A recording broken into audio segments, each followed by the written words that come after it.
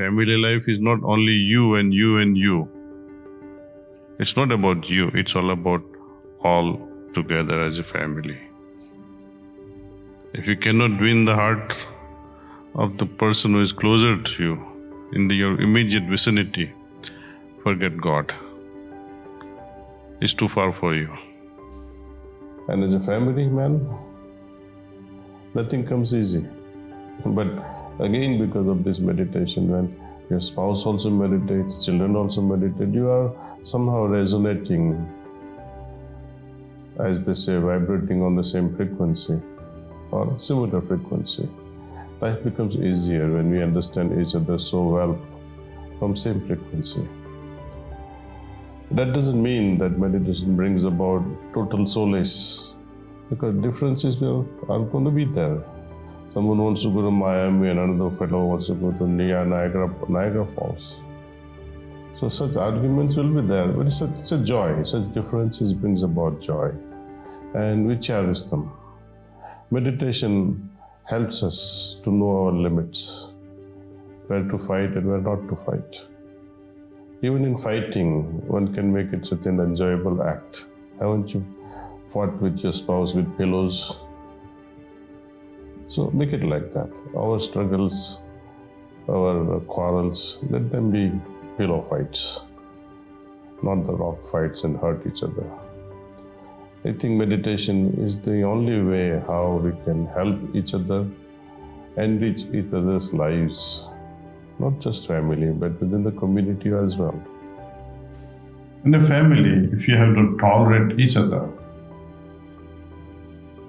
then constant input is required. In situations where you have to give constant emotional input, it is a broken family, even though you may be together. In true relationship, it is not the tolerance that rules the life, but acceptance of each other, which is arising out of love, mutual love.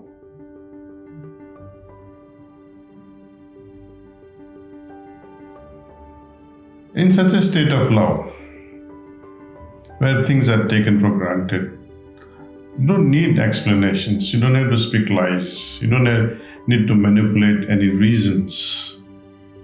So we have to learn to sacrifice our own pride, our own ego, to maintain that harmony, that peaceful environment in the house. If you cannot create that environment in the house, you have failed in the purpose of creation. In the family, the more we sacrifice, there will be greater love in the family. You play volleyball, right? You need team members to play and practice, no? Same thing, family members are there to punch each other and learn the game. See? Learn the game of love. When we have our own children, say for example, what we talked earlier, prejudice, right? Discrimination. But when we interact with our children, do we discriminate? We don't. Our heart simply flows. So it teaches us. The family environment teaches us, you see, how to love. And when we love after some time without any selfish motive, and we replicate the same situation outside, it becomes easier. Our masters, in their wisdom, they say, we should not leave or run away from a family life. In family life only, it teaches us, it makes us, it helps us to learn new things. It helps us through sacrifice, what better person we can become. And each time, our heart guides us in the right direction.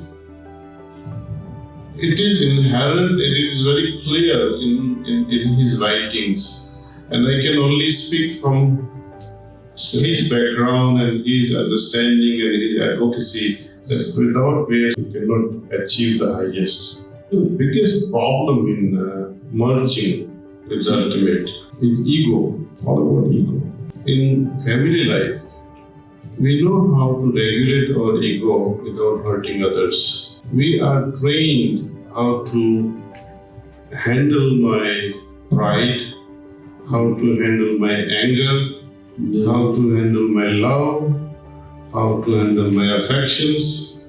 And it's really required. If I cannot have a proper understanding with my life partner, for example, or with my children, it is difficult to have a relationship with the unknown we call God. So the family members, they work like a mirror for us to see in themselves and reflect on our problems or our defects. While if we are with friends and other people, they'll say, oh, Francois, you did great, you're so good, you're so nice. But your son or your daughter will tell you the truth, no, Papa, you're wrong, you're useless. The family is, I think it's necessary to see ourselves better